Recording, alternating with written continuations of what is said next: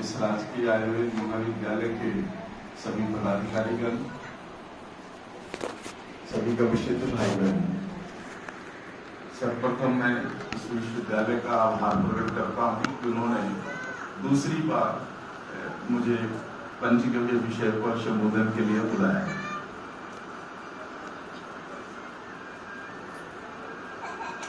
आज का जो संवाद आप सभी के सामने में रखने की कोशिश करूंगा वह है गाय। गाय की हम कहां पर उपयोगिता कर सकते हैं और किस प्रकार से जो गाय है हमारे जीवन के हर आयाम में लाभकारी है। यहाँ पर गविष्ठ भाई बहन के अलावा भी बहुत सारे लोग हैं, विश्वविद्यालय के माननीय प्राचार्य लोग भी हैं यहाँ पर। तो मैं थोड़ी सी अपनी बात आपसे कर लूं। वर्ष 2000 में राजीव भाई को आप सभी जानते होंगे, उन्होंने स्वदेशी और आयुर्वेद के ऊपर बहुत काम किया है। उनके साथ एक मंत्रणा हो रही थी कि भारत देश की जितनी भी गौशालाएं हैं ये सभी दान पर चलती हैं। उस समय मैं पत्रकारिता के क्षेत्र में था, तब मुझे विश्वास नहीं हुआ इस विषय पर। तो उन्होंने कहा कि घूमो, भारत घूमो और देखो कि भारत में जो गौशालाओं की स्थिति है वो कितनी खराब है। और खराब होने का कारण है कि वो दान से चलती है। दान मिलता है तो स्थिति ठीक रहती है और दान नहीं मिले तो गायें भूखे भी रहती है। तब 2 वर्षों तक मैंने भारत के जो बड़े बड़े गौशालाएं हैं, छोटी गौशालाएं और किसानों के पास जिनके पास गाय है, इस पूरी स्थिति को समझने की कोशिश की। तब मुझे पहली बार वर्ष 2000 में अंदाजा लगा कि भारतवर्ष जिस पशुधन को लक्ष्मी के रूप में पहचानने वाला देश है, वहां पर इस लक्ष्मी की दुर्गति बहुत है। तो फिर राजीव भाई से मैंने पूछा कि ठीक है, स्थिति तो आप जो कह रहे हो बिल्कुल सही है, करना क्या है? तो उन्होंने कहा कि गौशालाओं को स्वावलंबी बनाना है, गाय को स्वावलंबी बनाना है और इस दिशा में कुछ काम करने की जरूरत है। तो वर्ष 2000 में तमिलनाडु के कांचीपुरम जिला में एक प्रयोगशाला के रूप में हमने जैविक कृषि और गाय दोनों को मिलाकर के काम शुरू किया और समझने की कोशिश की कि कहां पर दिक्कत है, कौन कौन सी समस्याएं हैं जिनके कारण आज गायों की स्थिति पूरे देश में खराब है।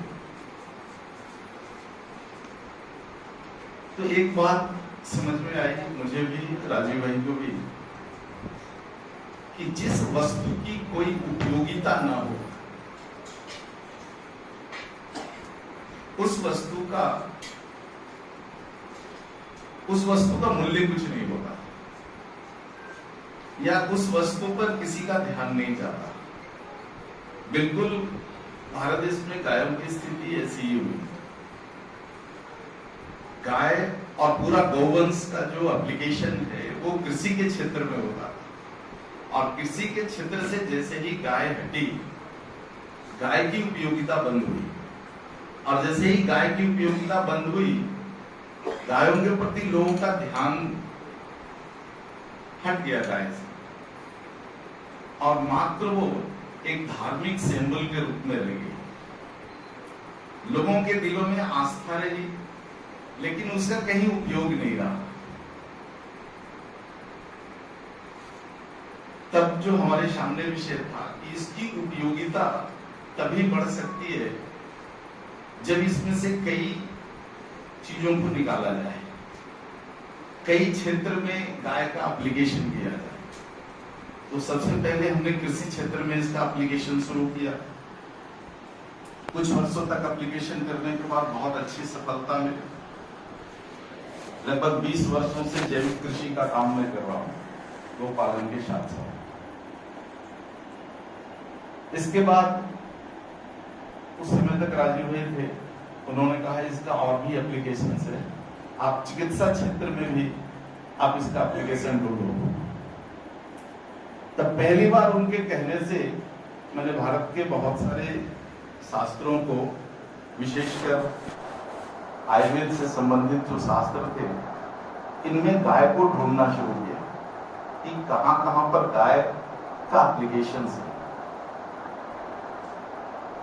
कुछ वर्षों तक इस विषय पर काम करते हुए जो मेरी समझ बनी कि गाय विशेषकर चिकित्सा शास्त्र में बहुत बड़ा स्थान रखती है। एक उदाहरण के लिए यदि मैं रखूं, क्योंकि यहाँ पर बहुत सारे लोग हैं जो आयुर्वेद के जानकार हैं, दुनिया में जितने भी मेडिकल थेरेपीज हैं ये सभी एक निश्चित समीकरण के आधार पर चलते हैं। यदि एलोपैथी की बात करूं तो एलोपैथी का पूरा जो शास्त्र है वो 4500 से 5000 समीकरण पर काम करता है, जिसको हम कंपोजिशन कहते हैं। आयुर्वेद पर यदि बात करूं, अर्थात मॉडर्न आयुर्वेद पर, तो लगभग 3500 कंपोजिशंस या समीकरण हैं जिस पर ये पूरी थेरेपी काम करती है। यदि होम्योपैथी की बात करूं तो इनके पास 2500 के आसपास समीकरण है, अर्थात कंपोजिशंस हैं जिन पर ये पूरी थेरेपी काम करती है। तो दुनिया की जितनी बड़ी बड़ी थेरेपियां हैं उनके मुकाबले जब गाय से संबंधित आयुर्वेद के समीकरणों की संख्या जब मैंने जोड़ी तो कहीं अधिक था। तो पहली बार हमें ये अंदाजा लगा कि यदि गाय से संबंधित आयुर्वेद के सूत्रों का एक अलग से संकलन किया जाए और उसका चिकित्सा शास्त्र में एप्लीकेशन किया जाए तो गाय अपने आप में एक थेरेपी के रूप में उभर सकती है। और यदि ऐसा कुछ हुआ भारत देश में तो गाय से प्राप्त जितने भी द्रव्य हैं इनकी कीमत बहुत बढ़ सकती है। यदि इनकी कीमत बढ़ गई, गायों से धनोपार्जन यदि होने लग गया, तब इसकी रक्षा के लिए कोई बहुत बड़ा अभियान चलाने की जरूरत नहीं है। कृषि में इसकी उपयोगिता हो जाए, चिकित्सा शास्त्र में इसकी उपयोगिता हो जाए। अगर ये दो विषय यदि साध लें हम भारत के लोग, तो गाय रक्षा के लिए अलग से कोई काम करने की जरूरत नहीं है। हमारी समझ केवल उस समय तक इतनी ही थी, लेकिन जैसे जैसे इस विषय की गहराई में हम गए तब पता चला कि गाय के बिना कुछ हो ही नहीं सकता। यदि धरती से गाय पूरी तरह नष्ट हो गई तो प्रलय निश्चित है। और इसका एक आधार भी है अथर्ववेद में। अथर्ववेद का एक सूक्त है, यतो गावस्ततो वयम्। गाय समाप्त हुई तो पृथ्वी पर जो संस्कृति है इसकी कोई परिकल्पना नहीं कर सकता। ऐसे ऐसे सूत्रों पर जब मैंने दृष्टिपात किया तो मुझे भी विश्वास नहीं हुआ कि ऐसा क्या है गाय में कि गाय यदि समाप्त हुई तो पूरी संस्कृति, पूरी सृष्टि समाप्त हो जाएगी, मनुष्य का अस्तित्व तो खत्म हो जाएगा। क्या है गाय में ऐसा? बहुत सारे दुनिया में देश हैं जहां पर गाय नहीं है, तो क्या वहां पर मनुष्यों की संस्कृति, सभ्यता सब कुछ समाप्त हो गई? तो इसकी गहराई में जाने के बाद हमें पता चला कि बिल्कुल अथर्ववेद का यह सूक्त बिल्कुल सत्य है। ये तो गावस्ततो वयम्, हम सभी धरती पर इसीलिए हैं क्योंकि गाय है। गाय खत्म हुई तो हमारा कोई अस्तित्व नहीं रहे। तो इस पर कुछ वैज्ञानिक आधार हमने खोजने की कोशिश की कि इस सूक्त का वैज्ञानिक आधार क्या हो सकता है। शास्त्रीय आधार की अगर बात करूं तो आज शास्त्रों पर भरोसा कम है लोगों का, लेकिन मॉडर्न साइंस के ऊपर भरोसा बहुत ज्यादा है। तो कहीं ना कहीं इस विषय की सत्यता की पड़ताल के लिए हमें मॉडर्न साइंस के कुछ आधार ढूंढने पड़ेंगे। जब इसके आधार पे गया तब हमें पता चला कि पूरा का पूरा जो संसार है, पृथ्वी है, ये 5 कंपाउंड एलिमेंट से बना हुआ है, जिसको हम सभी भारत के लोग जानते हैं। भूमि है, जल है, अग्नि है, वायु है और आकाश है। ये 5 कंपाउंड एलिमेंट का कंपोजिशंस है पूरी पृथ्वी। और पृथ्वी पर जितने भी जीव जंतु हैं, पृथ्वी पर जितनी भी वनस्पतियां हैं, ये सभी इन्हीं 5 का कंपोजिशंस है। और जैसे जैसे किसी भी ग्रह पर जब सभ्यता का विकास होता है तो ये कंपाउंड एलिमेंट दूषित होते जाते हैं। जैसे हमारी जनसंख्या जैसे जैसे बढ़ती है, पृथ्वी पर मनुष्य, दूसरे जीव जंतु और वनस्पतियों का भार बढ़ता है, वैसे वैसे पृथ्वी के इन महाभूतों में एक प्रकार का प्रदूषण शुरू हो जाता है। जैसे आज के वातावरण में आप सभी विज्ञान को समझने वाले लोग हैं, हमारी मिट्टी कितनी प्रदूषित हो गई है, जल का प्रदूषण हो गया है, अग्नि, वायु, आकाश, इन सभी का प्रदूषण हो गया है और प्रदूषण की मार हम झेल रहे हैं, ये सभी लोग जानते हैं। जल का प्रदूषण सभी को पता है, मिट्टी का प्रदूषण सभी को पता है, वायु का प्रदूषण सभी को पता है।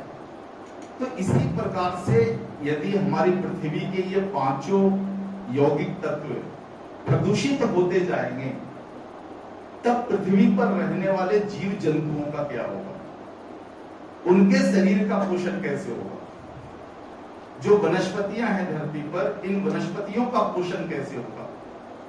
तो निश्चित रूप से यदि इन महाभूतों का पोषण नहीं हुआ, अर्थात इनका शुद्धिकरण नहीं हुआ, मिट्टी का शुद्धिकरण नहीं हुआ, जल का शुद्धिकरण नहीं हुआ, वायु, अग्नि, आकाश का शुद्धिकरण नहीं हुआ, तो एक न एक दिन हमें श्वास लेने के लिए पर्याप्त वायु नहीं होगा, अनाज उगाने के लिए हमारे पास शुद्ध मिट्टी नहीं होगा, पीने के लिए शुद्ध पानी नहीं होगा।